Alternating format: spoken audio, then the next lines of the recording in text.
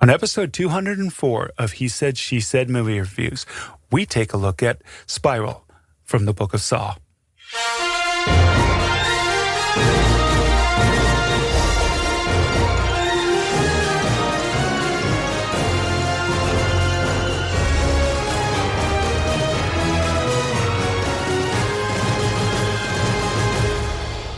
Welcome to He Said, She Said movie reviews. This is the podcast where a happily married couple with similar but different movie tastes take a quick, spoiler-free look at the movies, helping you make the right decision before your next movie. I'm your host, Tim. And I'm April. So we just saw Spiral from the Book of Saw. I give this movie 2.75 or 3.0 stars. So. Wow, that's generous. I'm going to say right around a 2. Okay. 2.25 maybe. I mean... We'll tell you all about it right after these two trailers. All right, this one looks fantastic. It's called Stillwater. A father travels from Oklahoma to France to help his daughter who has been arrested for murder. The release date's July 30th. It is Matt Damon, and I love Abigail Breslin and Camille, Cottin. This looks like kind of something very similar to the Amanda Knox story, but the father does a lot more than what Amanda Knox's father did in real life, and it's set in France instead of Italy. It looks interesting. It looks very interesting, and of course I adore Matt Damon, but the whole thing about this movie, father helping his daughter, but it looks scary too. Yeah, daughter who was accused of murder in a foreign European country. Yeah, it looks interesting. Very scary for parents who have daughters that travel a lot out of the country like us. I hear you.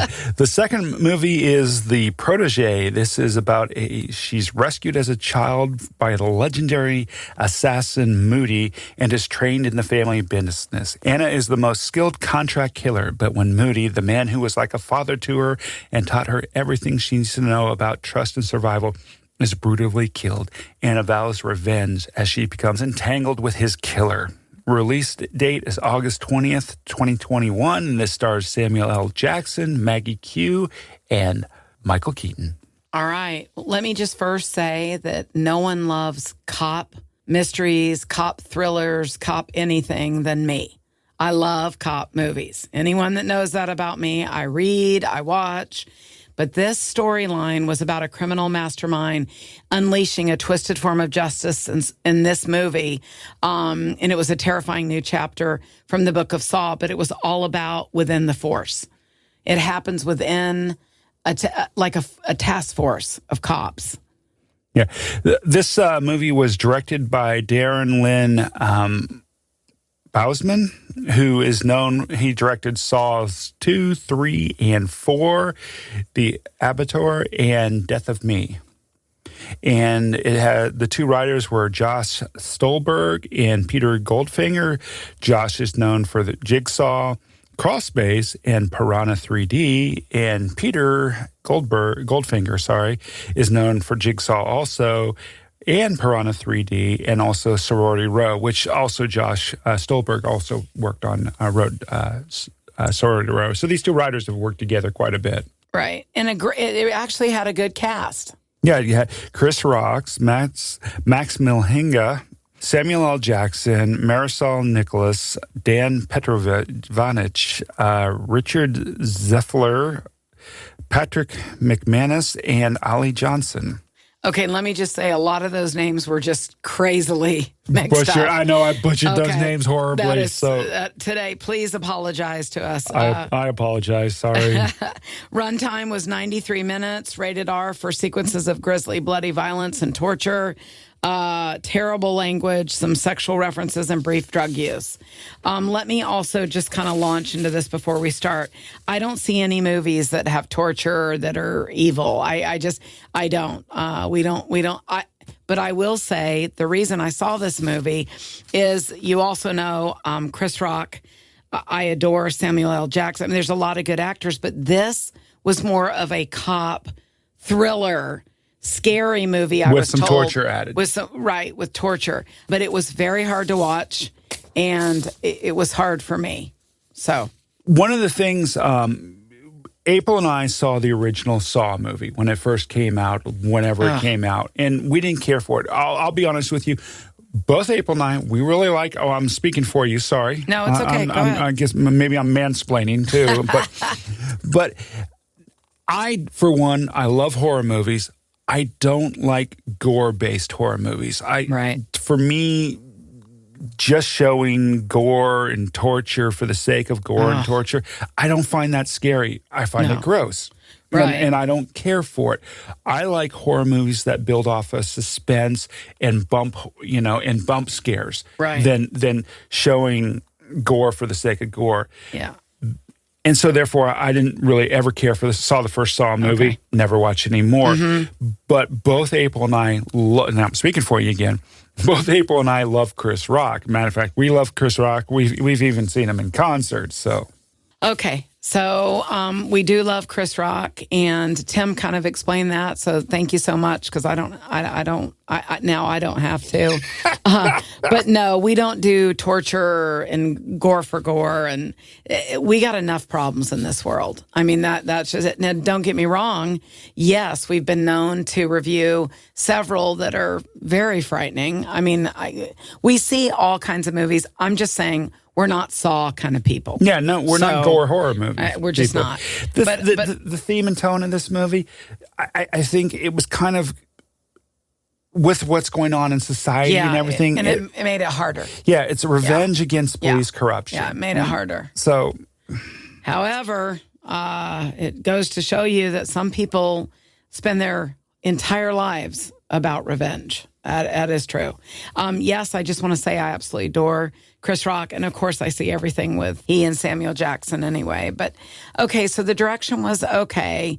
The score, not noticeable. Yeah, I don't even remember the score, but I'm sure there was suspenseful music in some of the scenes. So, what do you think of cinematography? I mean, that was fine. I mean, that part of the movie was okay. And just, even like you talked about this with the production design, it was during a summer heat wave, and they did a great job of portraying it hot and humid. I mean, some of this stuff was fine. Yeah, I really felt like, it was in a very hot and humid environment and everything.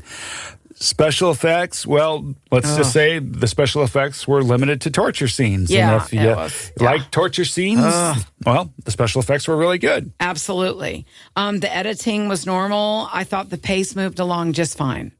It wasn't with that.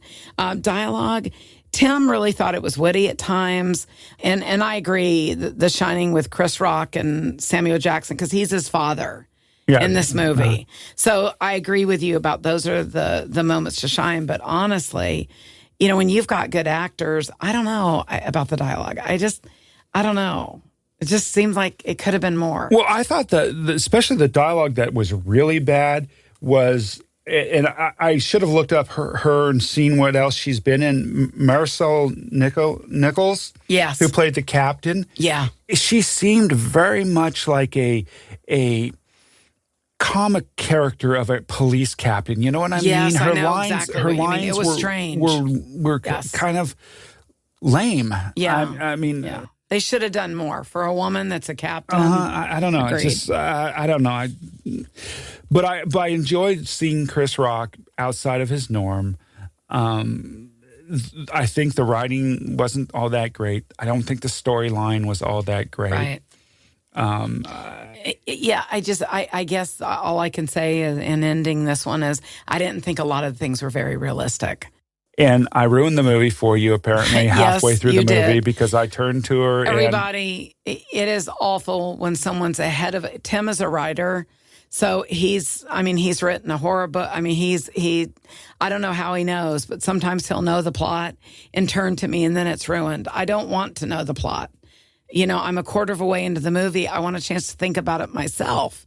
So he got in trouble. I did. I'm sorry. It was to me, this movie was very predictable, and it was obvious halfway through the movie what was going on. However, I won't ruin it for you like I ruined it for April. But however, I would love to see Chris Rock and Samuel Jackson in a lot more movies together. So I'll end on a positive note. So once in the last category that we've added once again is the character/story arc, and I thought this movie had a lot of the typical corrupt police tropes in it, in this movie, and I'm not sure really that Chris Rock, who was the antagonist of the movie, that his character Zeke had all that much of a story arc. There was I agree with that. There was nothing accomplished or for him by the end of the movie, whether good or bad. Right, and also too, usually police groups, police teams, stations, they have a camaraderie. They have a sense of community. This one, it just, I don't know, I felt bad. I felt bad watching it. I felt bad all the way through it. I mean, maybe I'm just being a little unrealistic. I don't know. But so that's that. All right, Spiral from the Book of Saw. I give this movie 2.75 stars, and April gave it 2 stars. I think if you're a fan of gore horror and you're a fan of the Spiral movies and and such, and the Saw movies, that this will be right up your alley and you'll enjoy this movie. Okay. All right. Well, we want to thank you for all your support. Movies are open. We just started getting our invitations to future film festivals. We're very excited. We've heard from many of you. So much so, Tim has agreed to go ahead, and it will be brief somewhere on social media. He will let you know all the movies we've seen lately that we have not recorded. Again, we went through a major equipment update, and we are now back. We're rolling again, and he's agreed to put that somewhere on social media. But y'all are so funny because we heard from so many of you knowing fully well that even though you didn't see it dropped, that we saw the movies. And yes, we did. So we appreciate you. Thanks for your support. We're so excited. Our world is trying to get back to normal. Please support your local movie theaters. And thanks to all the movie studios and all cable, all streaming, that they kept us entertained through a very difficult time. Thanks a lot, and we'll see you at the movies. Thank you. We'll see you at the movies.